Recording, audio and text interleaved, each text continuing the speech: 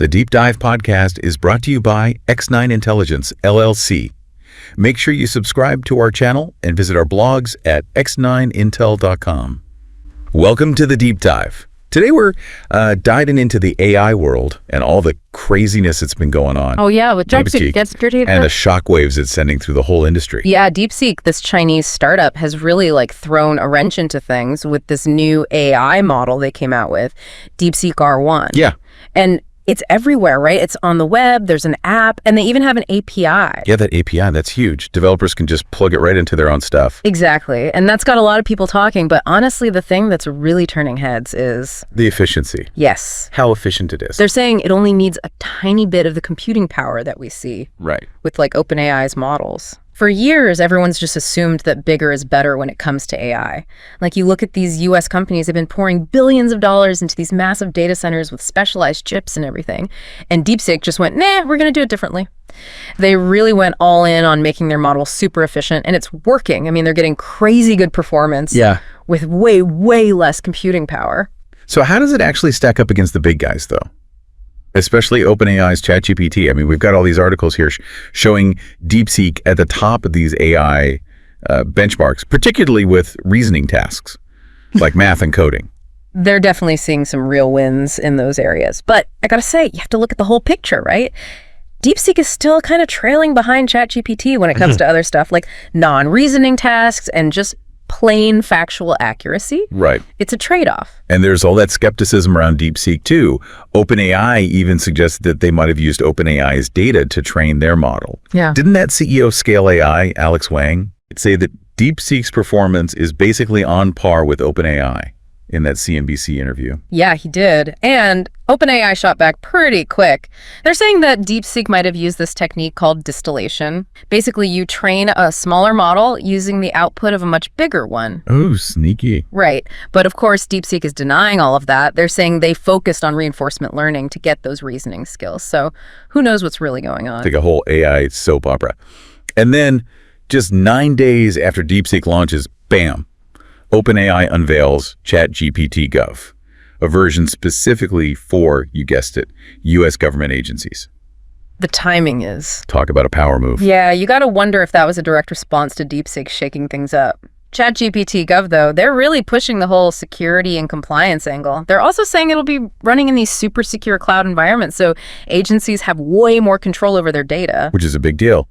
Especially after all those questions about DeepSeek's data collection practices. For sure. You know, I'd be really interested to see how their privacy policy stacks up against ChatGPT Gov's. Definitely. Transparency is going to be so key as AI keeps getting more and more woven into our lives. Speaking of woven in, ChatGPT's new operator mode is like a huge leap towards these autonomous AI agents they keep talking about. Right. It's crazy. These agents can handle all these complex tasks with barely any human intervention.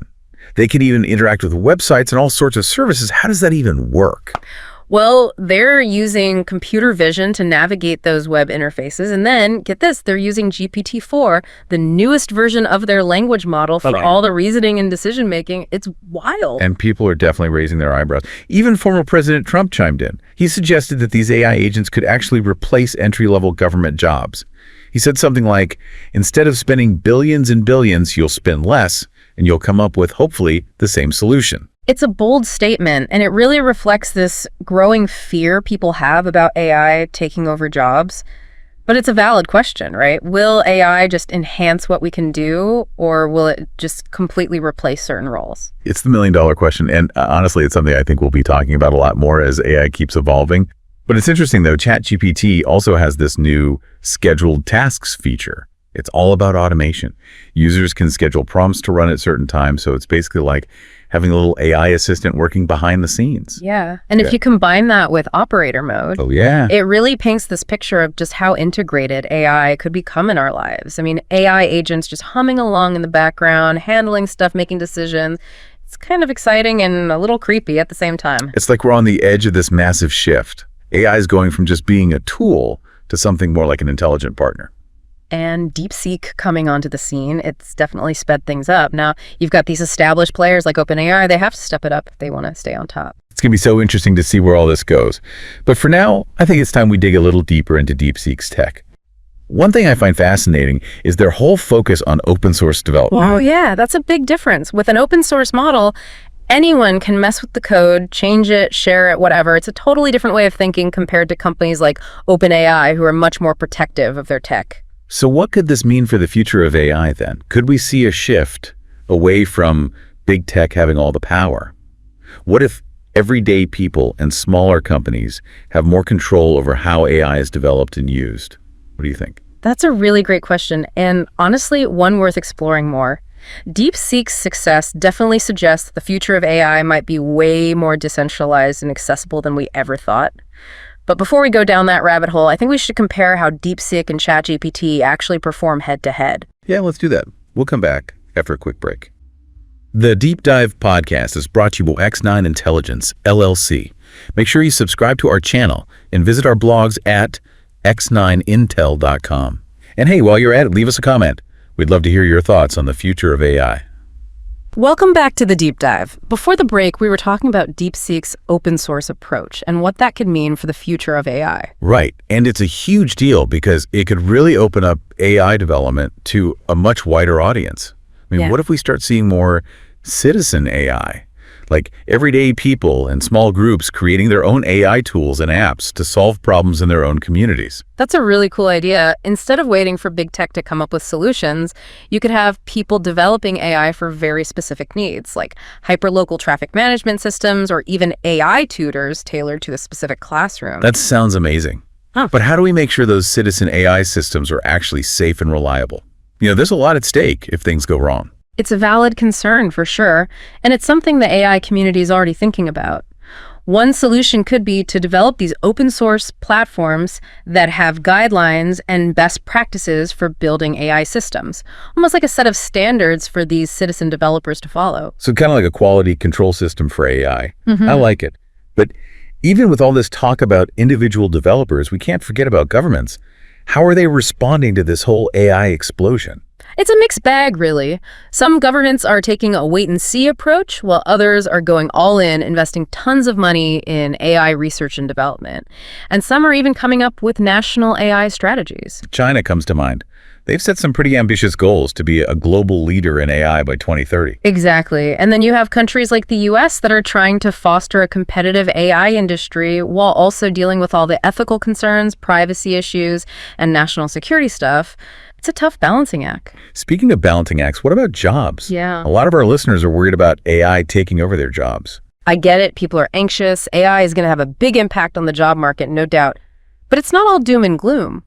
Yeah, some jobs will be automated, but AI is also going to create new opportunities and change how we do our existing jobs. So maybe it's not about AI taking our jobs, but more about AI changing the way we work. Exactly. We're already seeing new jobs pop up that didn't exist a few years ago, like AI trainers or AI ethicists, and those are only going to become more in demand.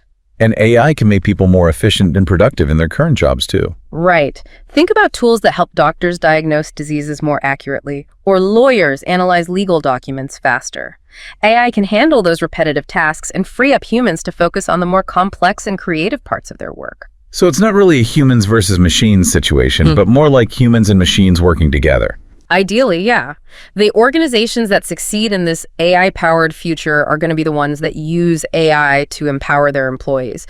But to do that, we need to invest in education and training.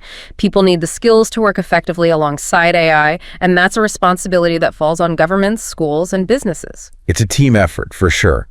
But let's shift gears for a second and talk about how AI is going to impact our everyday lives outside of work.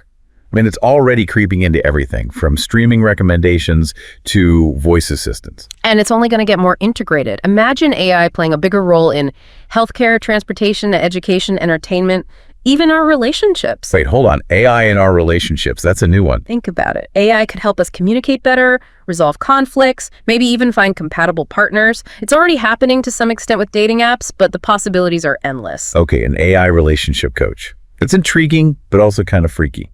Where do we draw the line? How do we make sure AI is being used ethically in those really personal parts of our lives? That's the big question, and it's why we need to be having these conversations now. As AI is becoming more and more part of our lives, we need to think about the potential downsides. Like how AI could be misused. We've already seen examples of AI being used for surveillance, propaganda, even to develop autonomous weapon systems. That's scary stuff. It is, and we have to be proactive about addressing those risks. Ethical guidelines, regulations, investment in AI safety and security, those are all essential. But it's also about personal responsibility, don't you think? What do you mean? It's about being informed and engaged citizens. The more we understand about AI, the better decisions we can make about its role in our lives. And we can hold the people in power accountable for developing AI responsibly. You're right, knowledge is power. Yeah. Okay, we've talked about the good and the bad of AI, but let's have some fun with this. What are some wild future scenarios you could imagine as AI keeps evolving? Let's get speculative. One scenario that gets a lot of attention is this idea of super intelligent AI, machines that are smarter than humans in every way. It raises some big questions about control and risk. Could we lose control of these super smart machines? Could they become a threat to humanity? It's a bit unsettling to think about. It is. Earlier, we were talking about how AI could change the job market, but what if we use AI to make ourselves better? No, that's an exciting thought. We're already seeing this with things like prosthetic limbs, but imagine brain-computer interfaces that let us tap into the internet directly, or genetic engineering that makes us smarter. It sounds like something out of a sci-fi movie. But what about fairness? What about the people who can't afford those enhancements? That's a huge ethical issue that we need to start addressing now. It's not just about the technology itself, but about making sure everyone has equal access to its benefits. Okay, we've covered a lot of ground here, from DeepSeek's rise to the possibility of super intelligent AI. We've been talking about all the ways AI is impacting our lives, from work to relationships, but now I want to get a little philosophical. What does the rise of AI mean for how we think about intelligence itself? It really makes you question what intelligence even means, doesn't it? Like, if a machine can solve these really complex problems and learn from experience, maybe even be creative, is that really that different from how we define human intelligence? It really makes you think. If AI keeps getting smarter, will we start to see ourselves differently? Will we feel less unique, less special? I mean, we've always thought of ourselves as like the most intelligent beings on the planet. Some people think that AI could actually help us understand ourselves better. You know, by studying how machines think, we might discover new things about how our own minds work. It's kind of like looking in a mirror, except the reflection is this complicated algorithm. That's a really interesting way to think about it. But here's something else to consider. Humans are driven by emotions, empathy, even irrationality sometimes. Can AI really replicate those messy, unpredictable parts of being human? That's the million-dollar question. Philosophers and scientists have been arguing about that for years, and there's no easy answer. Some people believe that as AI gets more advanced, it might actually develop something like emotions or consciousness. Others think those qualities are so tied to our biology, our physical bodies, that they just can't be replicated in a machine. It's mind-blowing to think about. But even if AI doesn't become sentient the way we think of it, there are still ethical questions. How do we make sure AI is used in a way that aligns with human values? We have to be really careful about how we define those values and then translate them into rules for building AI systems. Things like fairness, transparency, accountability, those need to be baked into these systems right from the start. But values can be different for everyone.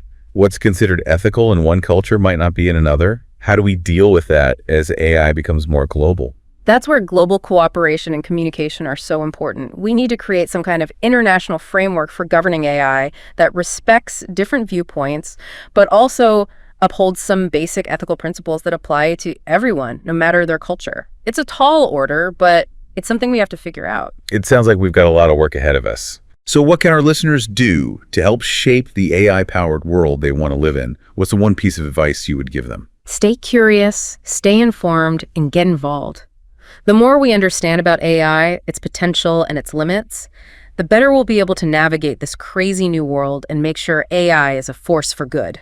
That's great advice. Well, it's been a wild ride exploring the world of AI with you today. It seems like every question leads to 10 more questions, that every possibility comes with its own set of challenges. That's what makes it so fascinating. AI is like this mirror that shows us not just how far our technology has come, but also our values, our fears, our hopes for the future. It's a reflection of who we are as humans. And on that note, we'll wrap up this episode of The Deep Dive. A huge thank you to all of you for listening and joining us on this journey. Don't forget to subscribe to our channel and visit our blogs at x9intel.com. And hey, leave us a comment. We want to hear your thoughts on the future of AI. The Deep Dive podcast is brought to you by X9 Intelligence, LLC. Make sure you subscribe to our channel and visit our blogs at x9intel.com.